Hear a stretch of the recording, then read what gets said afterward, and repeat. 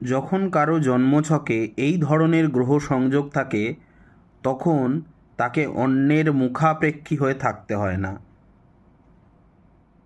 কখন?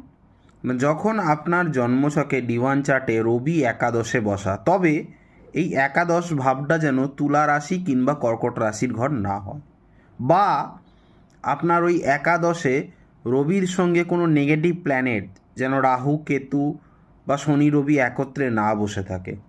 এই কথাটা মাথায় রাখতে হবে।